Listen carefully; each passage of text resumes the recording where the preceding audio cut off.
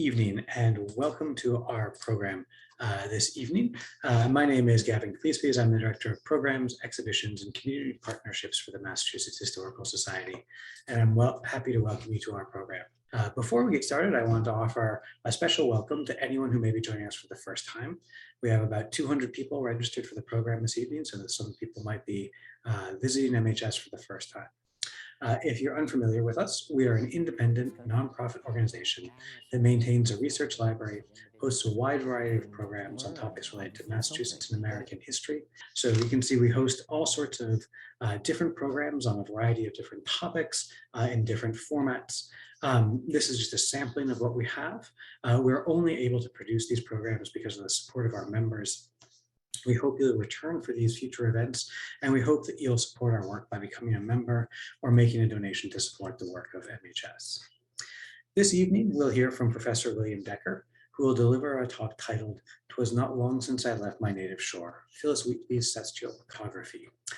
This talk is partially based on his recent book, Geographies of Flight, Phillis Wheatley to Octavia Butler, which was published by Northwestern University Press in the fall of 2020. Well, this talk will address how the poet Phillis Wheatley established her bearings in a world far from her birthplace in Africa. She was a Christian convert whose poems celebrated a spiritual journey from darkness to light, from perdition to salvation. She nevertheless found ways to evoke the Middle Passage and to build a testimony against the slave trade. Professor Decker highlights that her poems developed a cartography that united her old world and new world, as well as the world that her faith assured her awaits her at the end of her long journey. He argues that the final celestial transport is a recurring theme in her poetry, and an ascent that she admonishes her white readership that they too must prepare to make. Professor Decker teaches at Oklahoma State University. He earned his undergraduate degree at Denison University and his doctorate at the University of Iowa. He specializes in American literature, autobiography, and critical race studies. He has taught at Oklahoma State University since 1994 and has served as a graduate student director and department head. He has published 4 books and contributed numerous scholarly articles.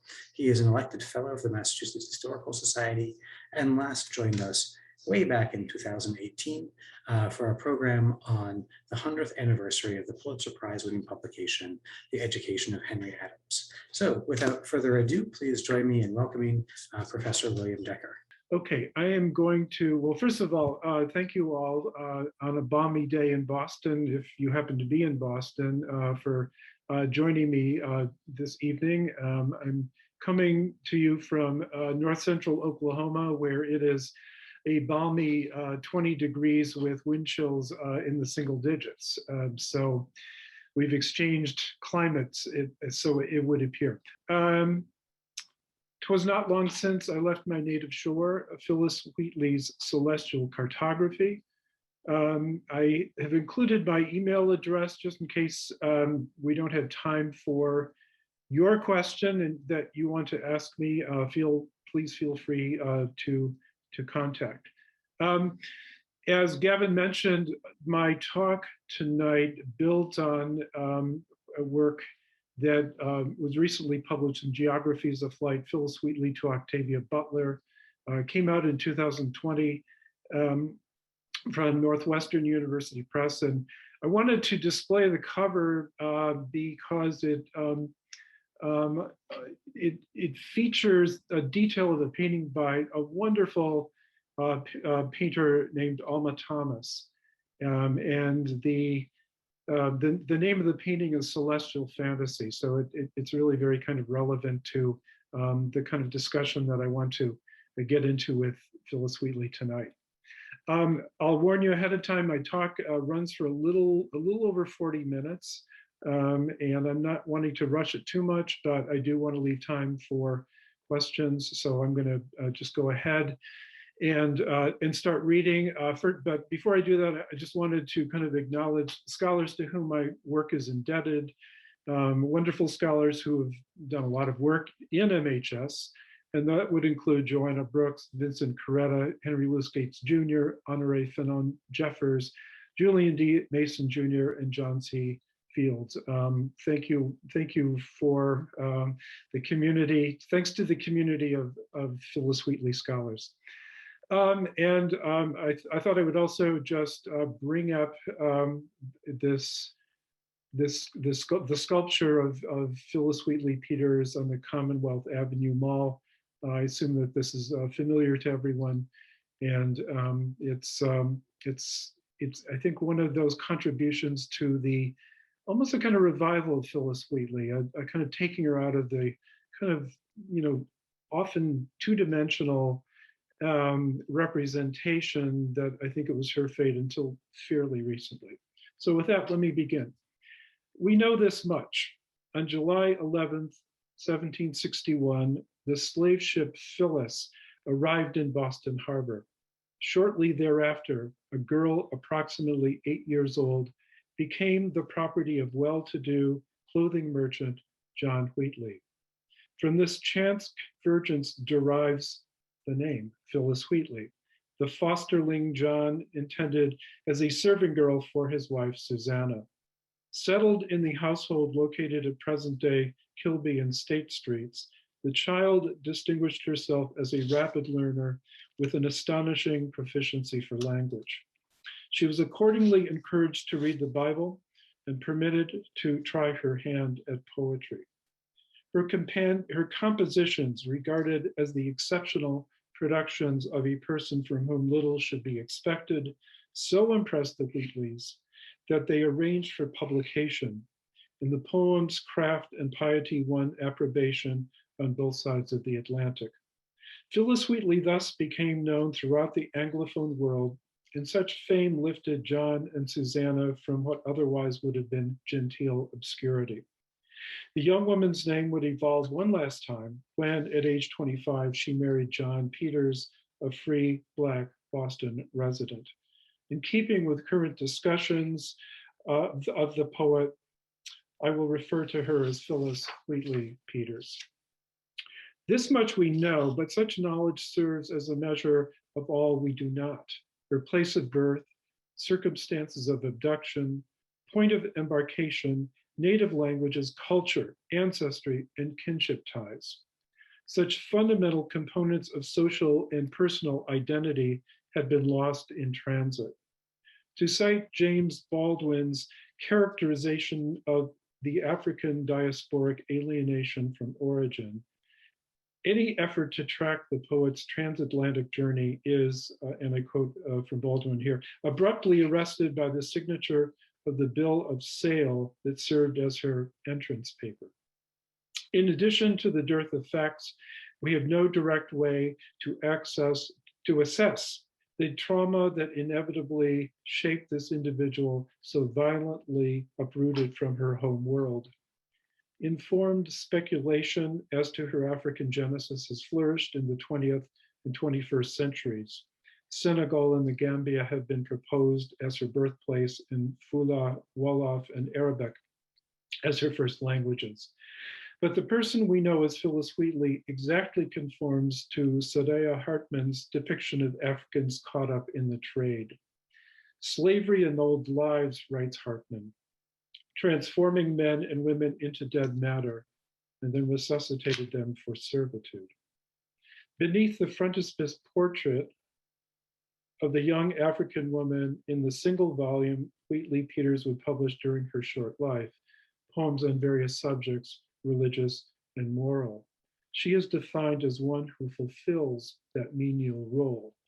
Quote, Negro servant to Mr. John Wheatley.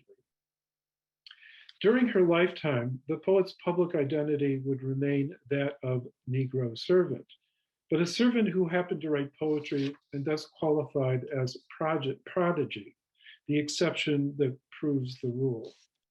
Wheatley Peters wrote poetry, but did so, we learned from the preface, only after daily chores were completed. What could be expected from such a practitioner? Famously, Thomas Jefferson described her poems in Notes on the State of Virginia as below the dignity of criticism. From the 1980s forward, however, scholars have increasingly argued that her poems speak far more than the pious affirmations for which they had been alternately praised and dismissed in the 2.5 centuries they have circulated. Preeminently through the lens I intend to apply tonight, the poems speak of geographic and spiritual displacement, as well as the condition of Christian wayfaring, a trope codified by John Bunyan's The Pilgrim's Progress, but that one that offers nuance when expressed by a wayfarer who has been trafficked and enslaved. Over the next 40 minutes, I will consider how Wheatley Peters' writings establish bearings in a world far from her natal landscape, and how she remembers Africa in the acquired language of which she demonstrates such precocious proficiency. I will examine the cartography that unites her old and new worlds, as well as what for her as a Christian convert is the world that awaits the end of her earthly journey. At the center of my inquiry is a question to be addressed mostly by inference. How does Wheatley Peters speak from and of the Middle Passage, given the limited narrative options on which she can draw? My talk's title, "'Twas not long since I left my native shore," derives from the opening lines of one of Wheatley Peters' earliest poems, To the University of Cambridge in New England. Here is that line in context. While an intrinsic ardor prompts to write, the muses promise to assist my pen. 'Twas not long since I left my native shore, the land of errors and Egyptian gloom. Father of mercy, 'twas thy gracious hand brought me in safety from those dark abodes. The native shore Wheatley Peters invokes roughly corresponds to the West Africa of Senegal, the Gambia, Guinea-Bissau, and Sierra Leone, a littoral made horrific by the presence of slave forts. Was she a native of the shoreline, or, as is more likely, the child of an interior devastated by raiding parties? In any case, we must understand native shore as a literary figure on which she proceeds to layer additional tropes. Land of errors, Egyptian gloom, dark abodes. Although these phrasings might appear to articulate the cruelty and degradation of the slave trade, dark abodes in particular alluding to the dungeons and barracoons in which captives were held. As an address to the privileged young men at Harvard, Wheatley Peters represents her homeland as dark insofar as it is beset by pagan ignorance and practice. She represents herself, moreover, as one whose displacement to Christendom has provided the opportunity for conversion and positioned her to distinguish truth from error, enlightenment from the gloom of abodes shut out of the gospel's transfiguring light. Might not the youth at Harvard, steeped from infancy in gospel truth, and requiring no such transport as the poet has undergone from the perdition of an unilluminated continent, run the risk of complacency? That they likely take their spiritual privilege for granted serves as grounds for the poet's intervention.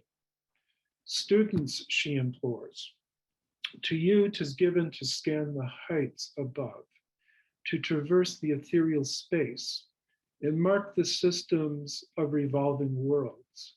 Still more, you sons of science, you receive the blissful news by messengers from heaven, how Jesus' blood for your redemption flows. Let sin, that baneful evil to the soul, by you be shunned, nor once remit your guard. Suppress the deadly serpent in its egg. An Ethiop tells you 'tis your greatest foe. The poem revels in the paradoxical power of the supposed inferior to speak truth to her betters. On the New Testament principle that last will be first, it asserts the prerogative of one who traces her origin to the land of errors to instruct those given to scan the heights and traverse the ethereal space. Phyllis, the African courier, takes it upon herself to confirm the blissful news by messengers from heaven. Although Wheatley Peters discloses at the start that this that this voice arises from the margins of her reader's accustomed world. It is not until line 28 that she declares, "An Ethiop speaks these words." For her to delay the revelation thus late in the poem reinforces 2 points. First, she has mastered not only elite forms of written English, but also poetic conventions, sufficiently to pass as a native practitioner. If she does not tell us she is African, we cannot guess the fact. Second, that one who occupies the lowest scale in the social hierarchy has experience to relate and wisdom to impart that those who occupy the highest positions cannot possess. Wheatley Peters' poems typically unfold within a geographical frame of reference, and this poem foregrounds the spatial trajectory that pervades her corpus. Having departed from the African shore, having embarked on a sojourn that has led to her conversion, she has come to recognize that wayfaring fundamentally defines human life, and that for the committed Christian, all transit is vertical. The land of errors and Egyptian gloom is less a place than a condition, one that an Ethiop, once enlightened, is particularly qualified to discern. To Wheatley Peters, it may not have been given to scan the heights above, to traverse ethereal space as part of a formal academic curriculum, but as one who self-consciously speaks from a state of spiritual illumination, she reminds the white male students that the celestial object of study is meaningful only when conceived as one's otherworldly destination.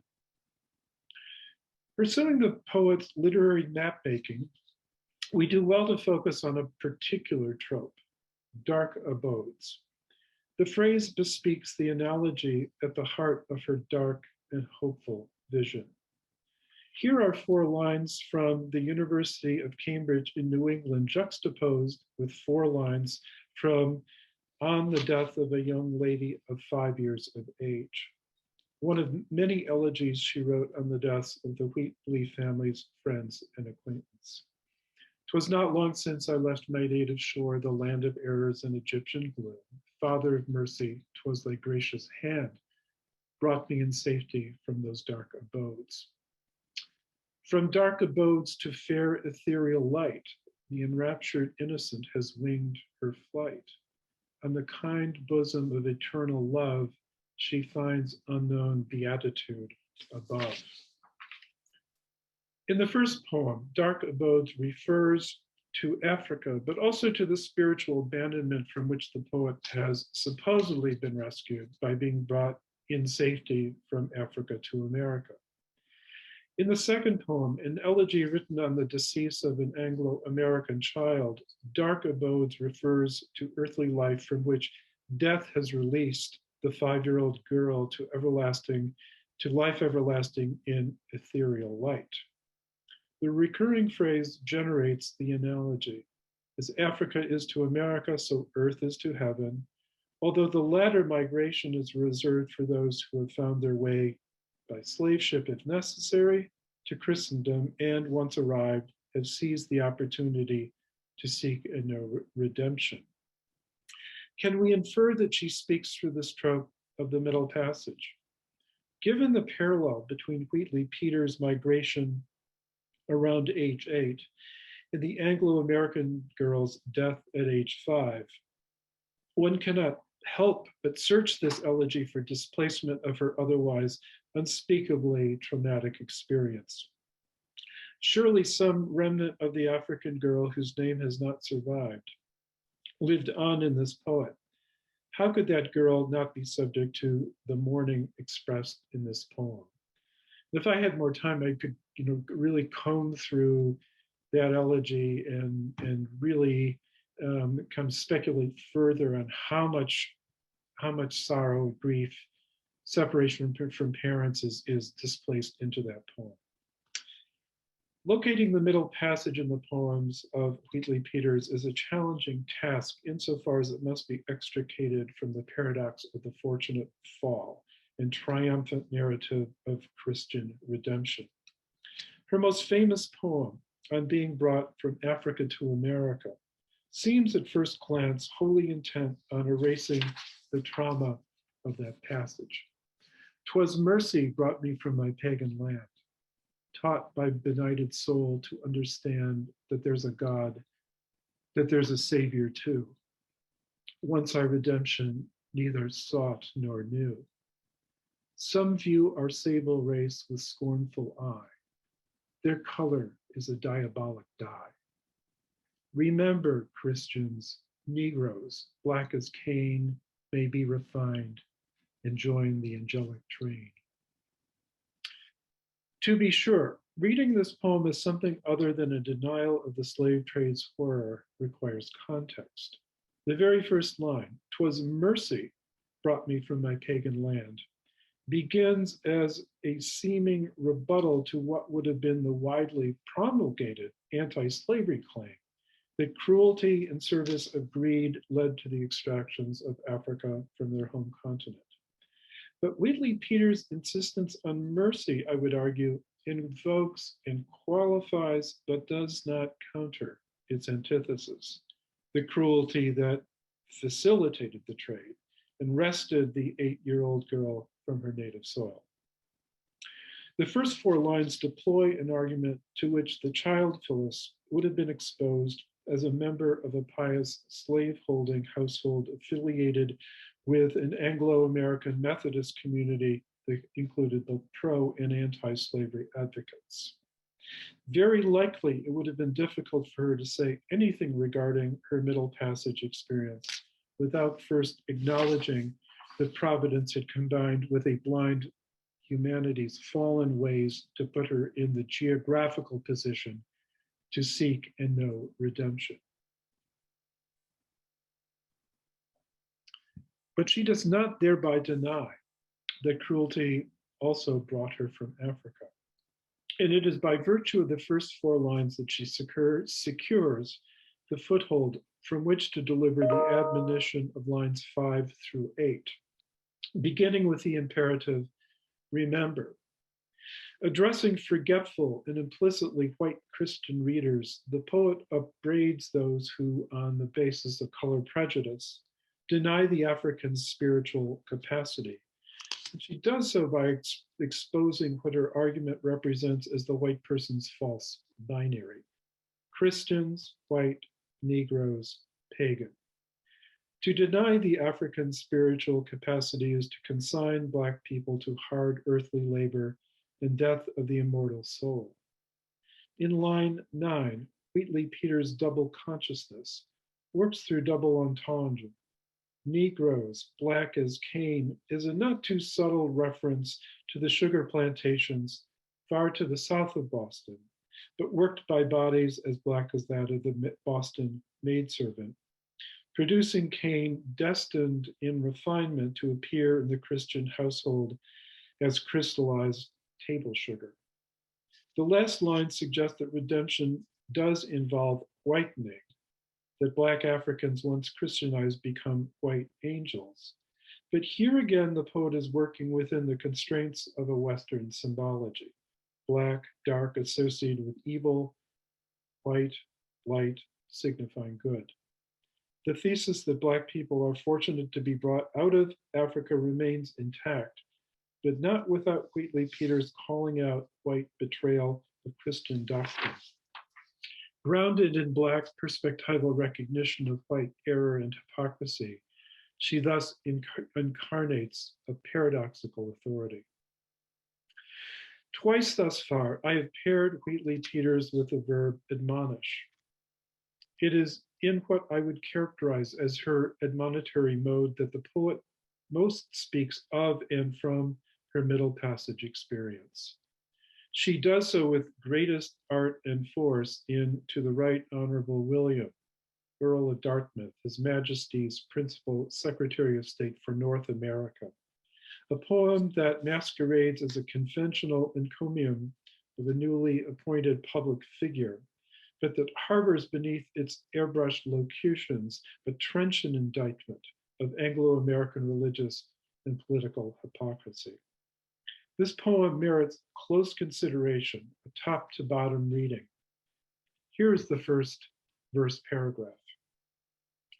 Hail, happy day, when, smiling like the morn, fair freedom rose New England to adorn.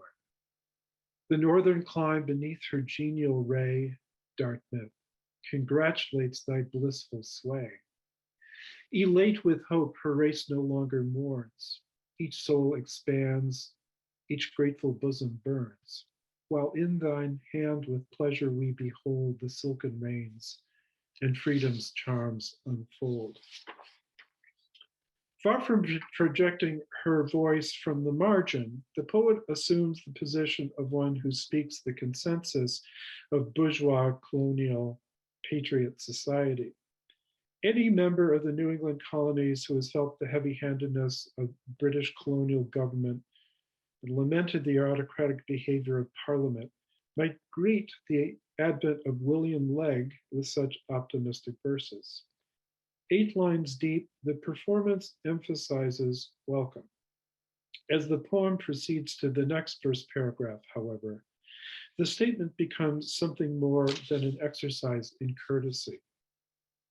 No more, America, in mournful strain of wrongs and grievance unredressed complain.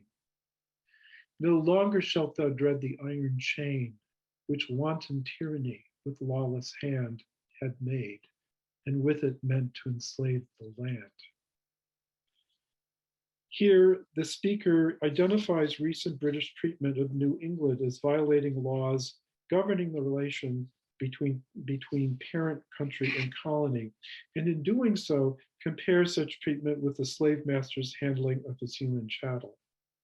As metaphor, the iron chain with which Great Britain intends to reduce freedom-loving Americans to a virtual slave status is a commonplace of patriot polemics.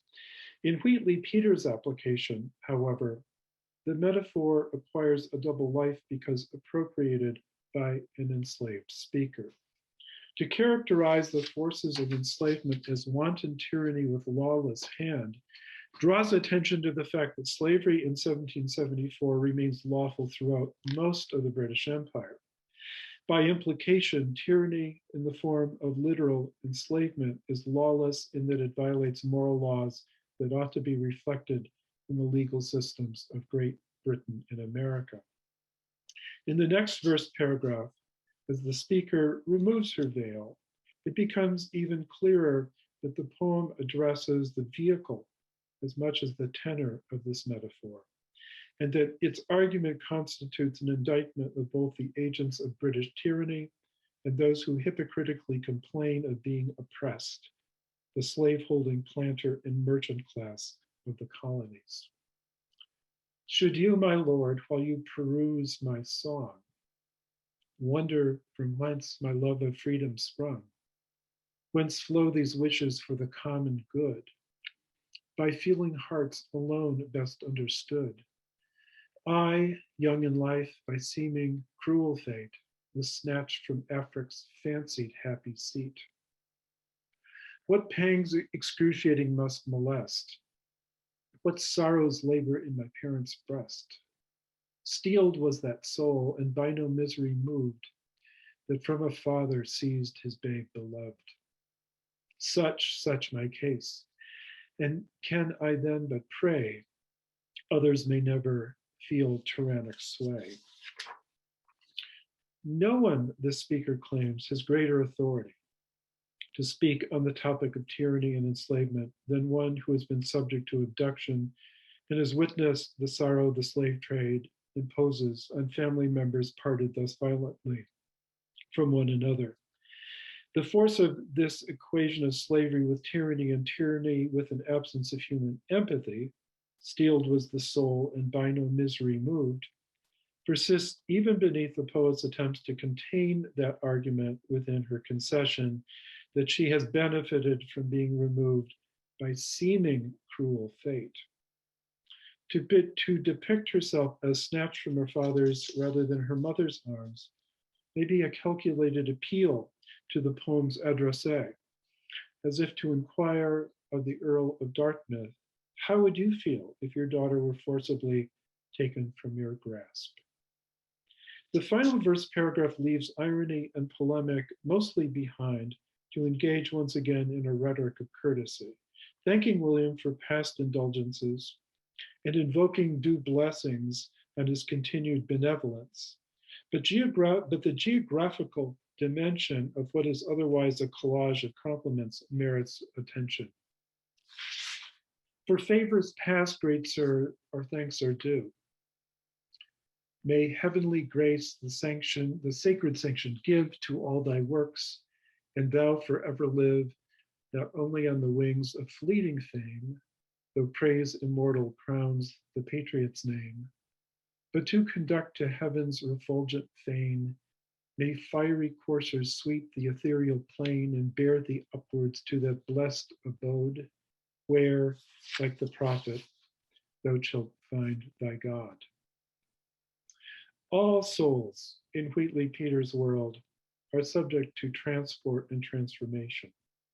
Whereas her story involves the coerced transit by means of slave ship from Africa to the northern clime, William's story, assuming that he is the righteous man he appears to be, will culminate in transfer by means of fiery coursers to the refulgent fane in the blessed abode. By such conceit, the poet, whose slave status in principle deprives her of legal authority to provide testimony, reminds William that he too must die.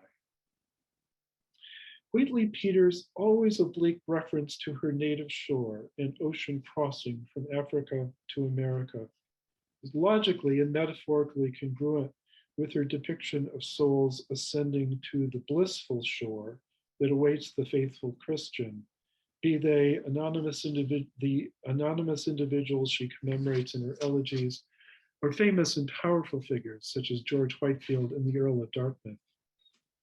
Not all of her poems, however, are restricted by what comports with the pietistic mood that generally characterizes her poems, and not all of her geographical references accrue to a redemptive Christian theodicy. Although it brings us no closer to the child lost in transatlantic transport, whose point of origin and birth name are irretrievable, I will conclude this talk with a look at an instance in which Africa appears in a different light, a place of sunlight, bliss, and innocence, the Eden from whence this child set forth.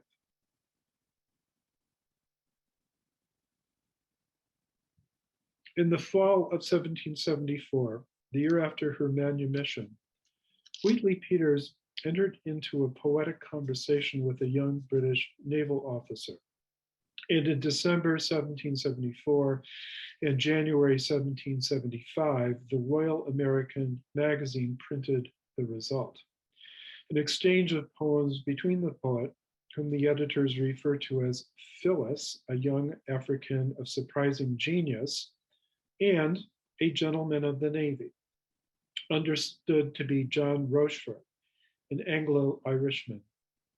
At this point, Wheatley Peters commands a degree of celebrity in Anglo-American reading circles, but her public definition remains, quote unquote, Negro servant to Mr. John Wheatley. For regardless of her status as free woman, the association of, quote unquote, Negro with bondage prevails, as does the general disesteem that renders a literary African exceptional. Abolitionist in sentiment, the editor who introduces the sequence addresses the injustice of such disesteem. Having highlighted Phyllis's African origin, and in view of that origin, her surprising genius, he declares that readers should not be surprised. Human capacity is evenly distributed, and I quote at this point, Europe and Africa would be alike savage or polite in the same circumstances. Framing the two voices as equals then, the editor prints To a Gentleman of the Navy and The Answer in the December Royal American, and Phyllis's reply in the January issue. The three-part sequence reflects traditions of poetic exchange, the female voice in this case taking the initiative. And there is just sufficient erotic nuance in Rochefort's response to Phyllis's flattery to suggest an interracial sexual dynamic. What makes this exchange noteworthy is that the female voice very clearly reflects the African diaspora, while the male voice represents British maritime dominance. Together, their poems image the global north of Great Britain and the global south, that is Africa. In Africa, moreover, that does not appear as a dark abode. No mention is made of the Atlantic slave trade, in full operation as they wrote these poems. But there is little need of such mention given the preface in which the editor reminds readers of the master-slave relationship that Europe bears to Africa. The topic is the more conspicuous for remaining unvoiced. What this sequence of poems establishes beyond its play of complements is a hemispheric cartography fraught with racial and gender asymmetries that expose the false beneficence of a white imperial paternalism. The first poem in the series begins and ends as a tribute to the noble merits of the British officer class that Rochefort embodies. But under cover of its celebratory tone, Wheatley Peters' depiction of English naval power is remarkable for the understanding it conveys of the relationship of that power to a morally ambiguous British imperialism. Far in the space where ancient Albion keeps amidst the roarings of the sacred deeps, where willing forests leave their native plain, descend, an instant plow the watery main. Strange to relate, with canvas wings they speed to distant worlds, of distant worlds the dread. The trembling natives of the peaceful plain, astonished view the heroes of the main, wondering to see two chiefs of matchless grace, of generous bosom and ingenuous face. From ocean sprung like ocean foes to rest, the thirst of glory burns each youthful breast. Having limned a portrait of the island nation with forests destined to become world roving ships, the first paragraph glorifies Rochefort and his comrade in arms, Graves, as types of the courageous youth drawn to heroic calling. But the poem embeds an allegorical geography that tells a more complicated story. It begins with Phyllis's choice of the word Albion to designate the English nation.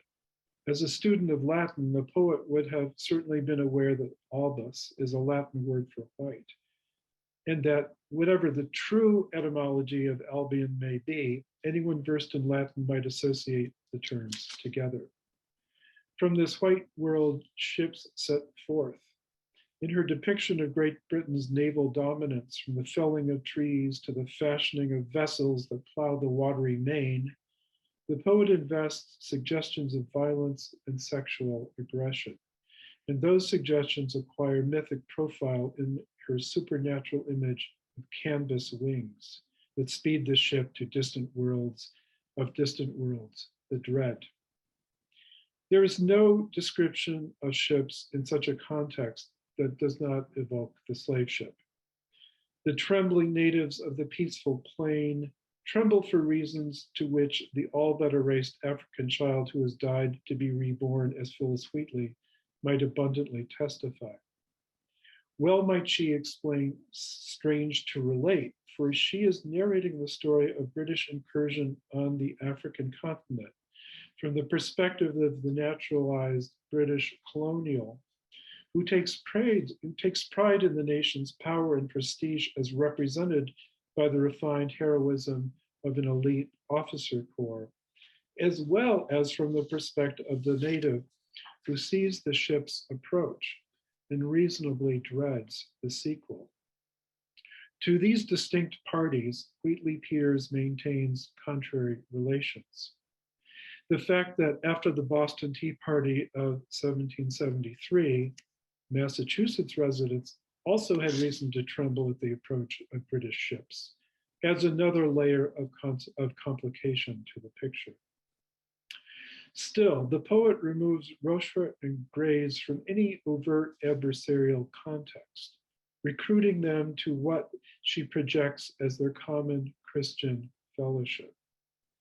As she does in other poems addressed to white men in positions of power, the poet simultaneously exalts and admonishes.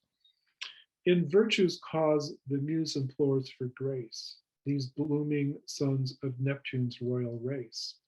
Cerulean youths, your joint ascent declare, virtue to reverence more than mortal fare.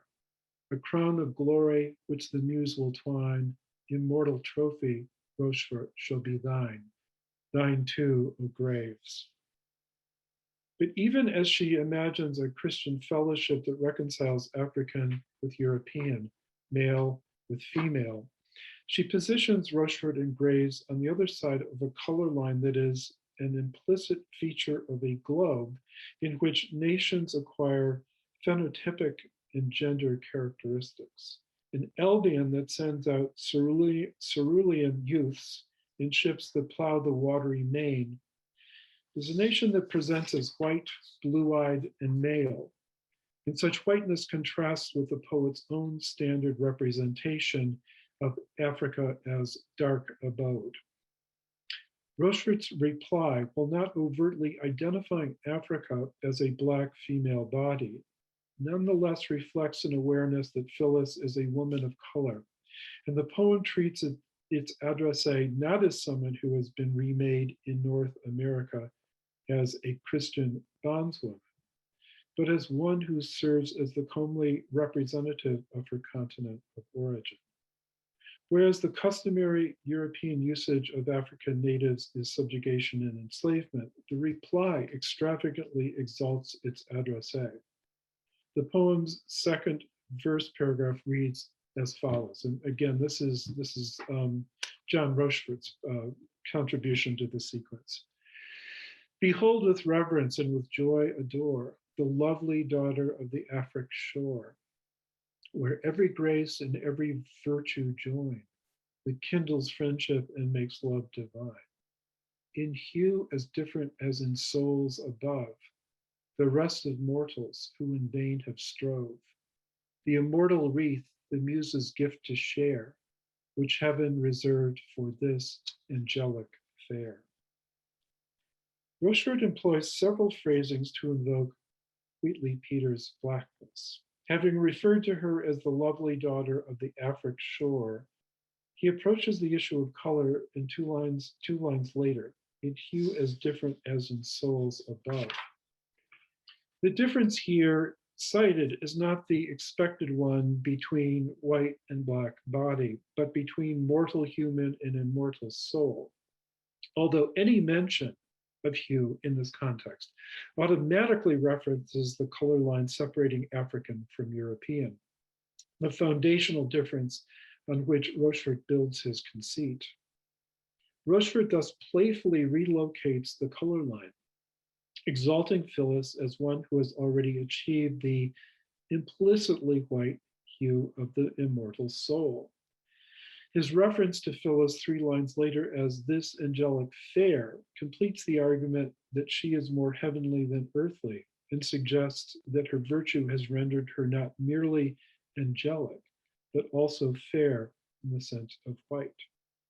Rochefort's color symbology is consistent with that which equates dark with evil and white with good, the symbology the poet has had to navigate from her earliest immersion in the English language. For a young white Englishman to describe Phyllis as fair differs from any occasion on which he would describe his countrywomen as fair. Given that he addresses what participants and readers of this exchange know to be an African, he forces his reader to process fair figuratively, which reinforces the color line between white and Black.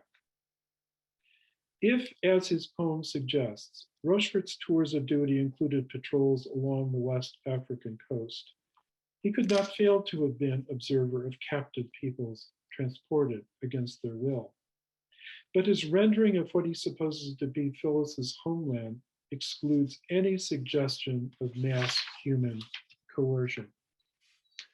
And again, this is Rochefort. Blessed be the gilded shore, the happy land where spring and autumn gently, hand in hand, or shady forests that scarce know a bound, in vivid blaze alternately dance round, where cancer's torrid heat the soul inspires, with strains divine and true poetic fires.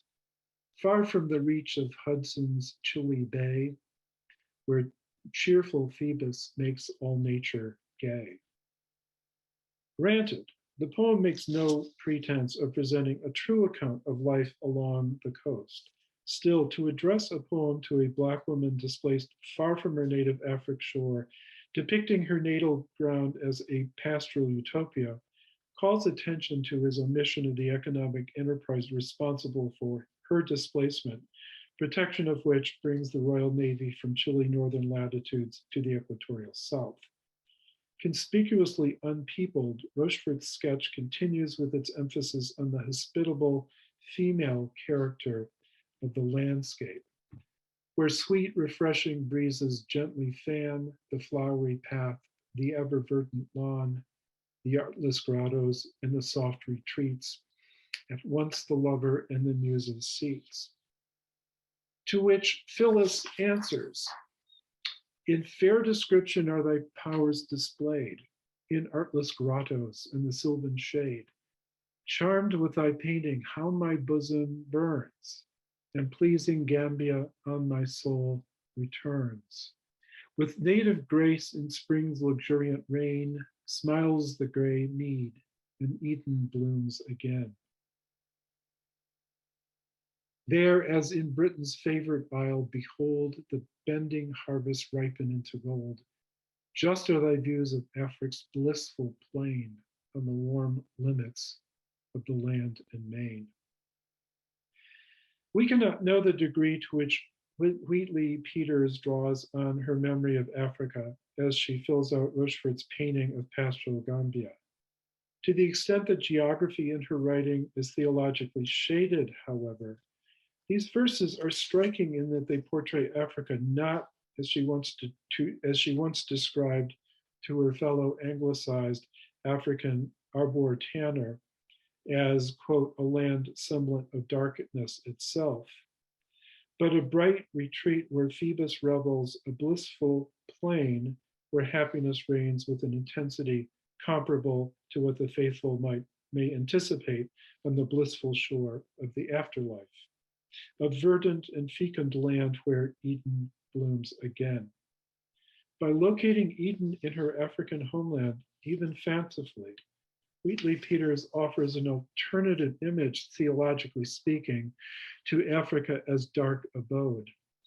Instead of a land where a fallen humanity gropes without knowledge and hope of salvation, she imagines a place of innocence regained, as though going back to a time before abduction and bondage made her the hostage of the Christian redemption narrative. Admittedly, such a reading may well be bolder than she could have ever intended. The very phrase, Eden blooms again, may imply the inevitability of falling again into history and death. Still, given the insistent gloom with which Wheatley Peters invests the idea of Africa, the application of such a term as blissful to a pleasing Gambia that returns on the poet's soul suggests a counter-narrative that affirms the maternity of the remote soul by which she first drew breath. As to any real prospects of returning to that homeland, and doing so as a missionary, a proposition John Thornton, a merchant active in Anglican evangelical circles, urged her to consider, she cannot help but express a frank horror. Upon my arrival, how like a barbarian should I look to the natives? I can promise that my tongue shall be quiet for a strong reason, indeed being an utter stranger to the language of Anamabo. The poet thus declined an invitation to proselytize in what is now Ghana, among the multitude living in the shadow of Cape Coast Castle. And who could blame her? The trauma of return could not but be commensurate with the trauma of departure. Having left her native shore, Her only imaginable destination is the blissful shore of the Christian pilgrim who has survived the Middle Passage and whose miracle is that she has persevered thus hopefully and thus long. Wheatley Peters would live another 10 years as a free person. Married to John Peters, she would bear and lose as many as 3 children before succumbing in poverty to ill health at age 31. Of this difficult period, no poems exist to provide testimony. In their own way, her final years remain as obscure as her first. Thank you very much.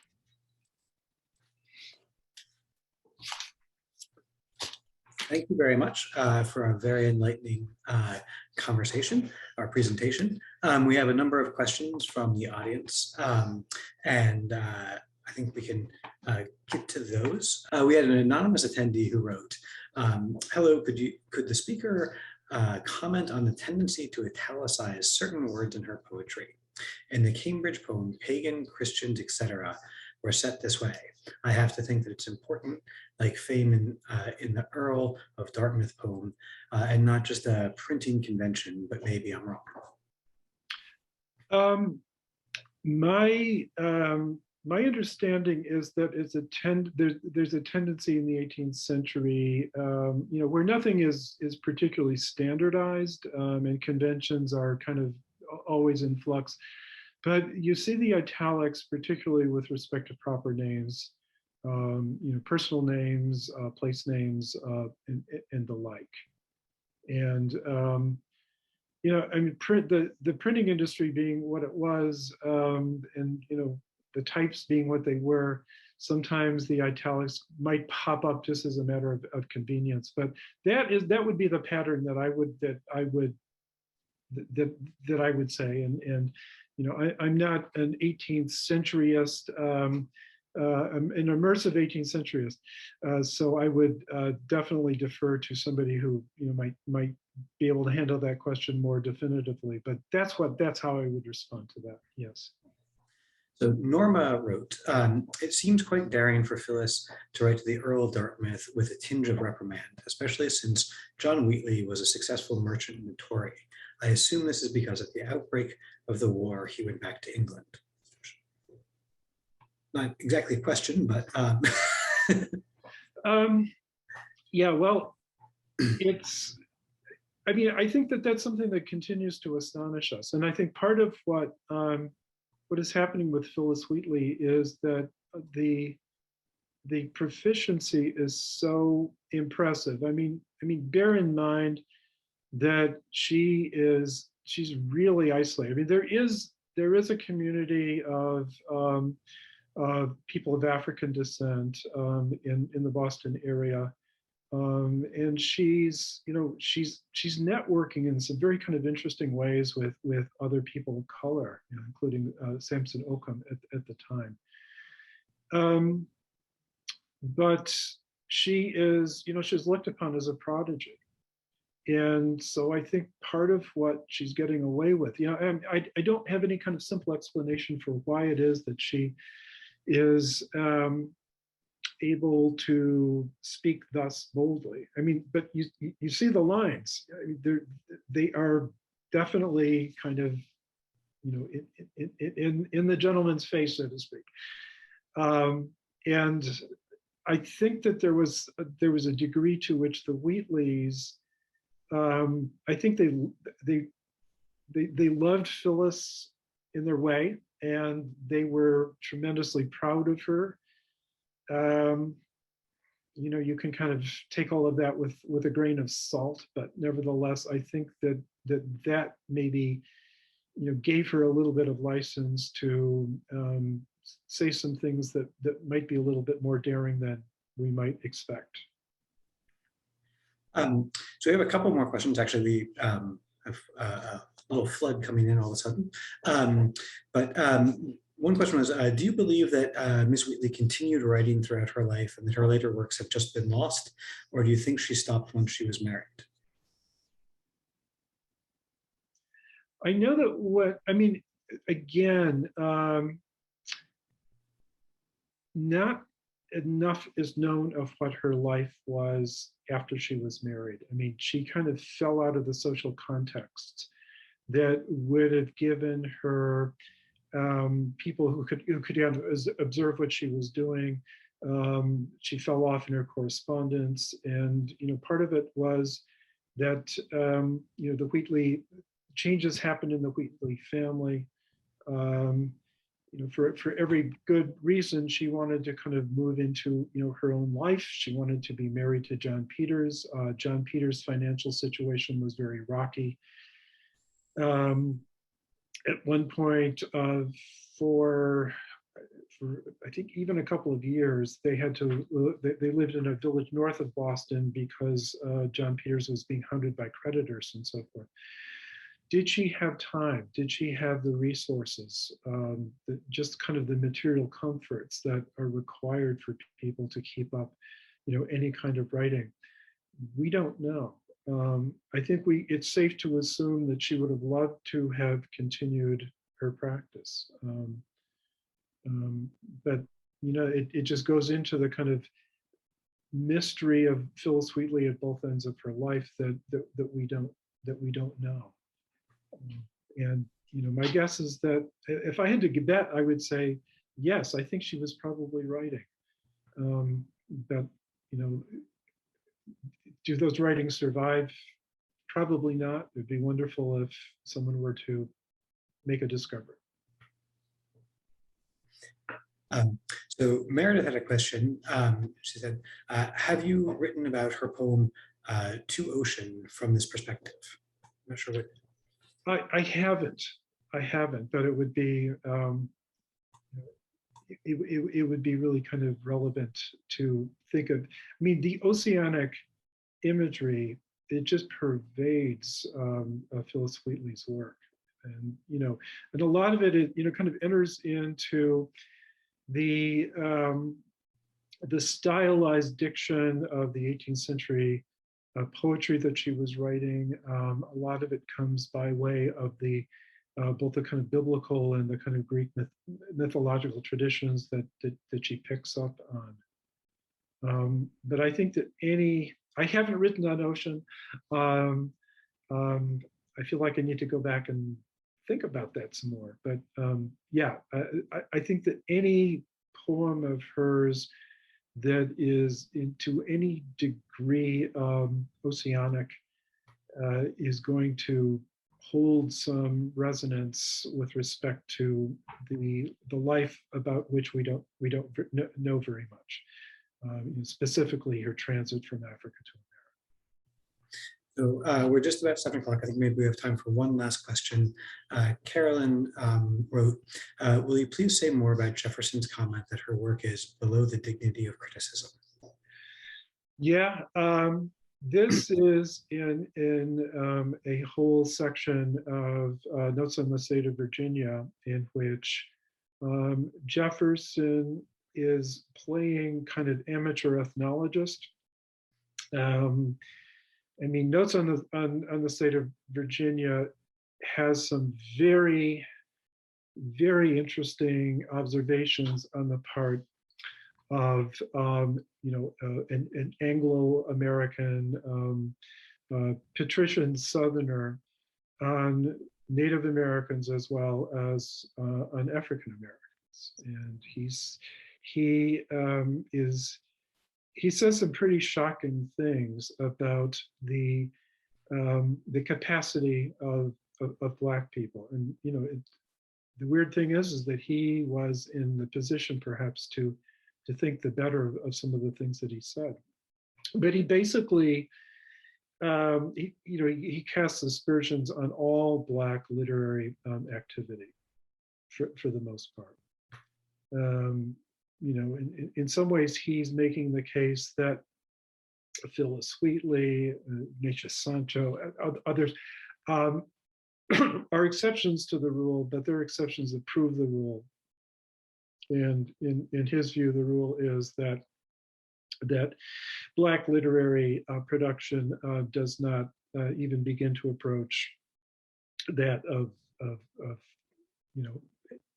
Anglo-Saxon literary practitioners. But it's, I mean, Notes on the State of Virginia resonates in, throughout the literature of race well into the 19th century. He says some very shocking things that David Walker, another Black Bostonian, takes up in David Walker's Appeal, which is just an astonishing piece of literature it's such a talking back to Thomas Jefferson. Be fun to kind of talk about that as well. But anyway, that's kind of the short answer to what Jefferson has to say about Phillis Wheatley. I mean, you always feel like it's a shame that Thomas Jefferson's sympathies contracted so shockingly, when you would sort of like to think well of him for other things, right? So that's what we've got with Thomas Jefferson. He's a complicated founding father, as they all are, but him especially. Well, thank you very much. I think this was a wonderful, wonderful program. If anyone has any further questions, they can send them to us, or Professor Decker also shared his email at the beginning of the program. Any questions that we weren't able to get to during this program, we will pass on to Professor Decker so he has a chance to see them. I would also encourage everyone, if they're interested in the topic, to pick up a copy of the book. As many of our regulars know, I'm always arguing to support local bookstores, but I think we may have missed the boat on that. So I checked on bookshop.org and it was not available, but it is available on Amazon. So you can purchase a copy this evening on Amazon.com if you'd like to get a copy of Geography. Or if I may insert, Gavin, it's also available with on the Northwestern University Press site with a 30% discount in honor of Black History Month. Oh, great. Well, it's a great alternative if people want to look that up. So I want to wish everyone a wonderful Thursday evening. And thank you very much, Professor Decker, for joining us. I hope the weather in Oklahoma gets better. Thank you very much. It's been a pleasure.